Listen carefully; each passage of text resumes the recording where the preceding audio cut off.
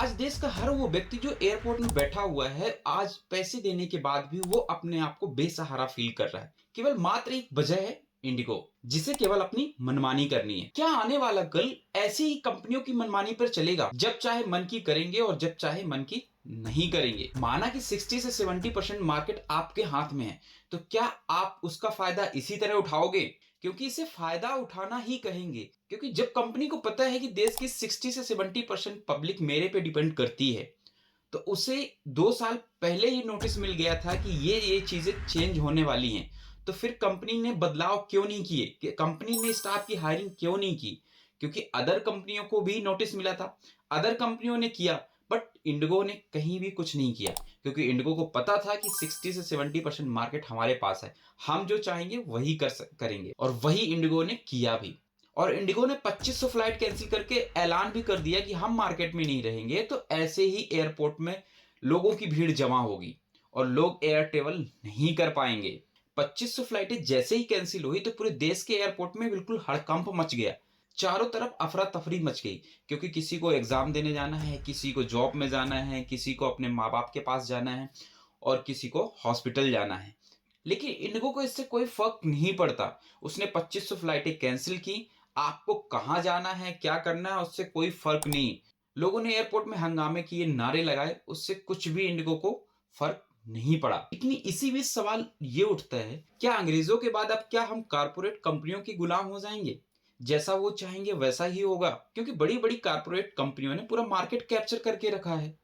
वो जब चाहे इंटरनेट बंद कर दें, वो जब चाहे दवाई बंद कर दें, वो जब चाहें तो ट्रेवल बंद कर दें। तो हुए ना हम कारपोरेट के गुलाम, क्योंकि हमारे हाथ में कुछ है ही नहीं। और साहब, इंडिगो की जो मनमानी चल रही है उससे आप देख ही रहे हो, क्योंकि ये जो फैसले लिए गए थे सरकार की, वो पैसेंजर की सेफ्टी के लिए लिए गए थे। क्योंकि लगातार जो प्लेन क्रैश हो रहे हैं उसको देखते हुए सरकार ने ये फैसले लिए थे। मगर इंडिगो की इस मनमानी ने सरकार का जो फैसला था उसको माना ही नहीं, और सरकार को मजबूर कर दिया कि उसको कुछ टाइम के लिए इस फैसले को स्थगित करना पड़ा। सोचो आखिर क्या मजबूरी रही होगी इंडिगो के पास, जिसकी एक दिन में 23 से ज्यादा उड़ानें हैं, जो दिन में 130 जगहों को जोड़ती है। और इंडिगो के पास 434 विमान हैं, और इंडिगो के पास 5456 पायलट हैं, और 10,200 क्रू मेंबर, और 41,000 से ज्यादा स्थायी एम्प्लॉई हैं।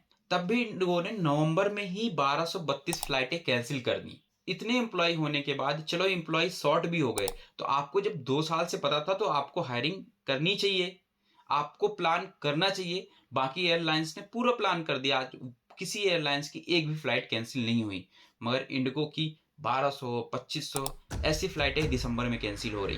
तो ये कंपनी की मनमानी नहीं है तो क्या है? तो हमें भी लगता है कि ये कंपनी ईस्ट इंडिया कंपनी की तरह काम करती है। पहले लोगों को बहलाती है, फुसलाती है और उन्हें ऑफर देती है, और अपने जाल में फंसाती है।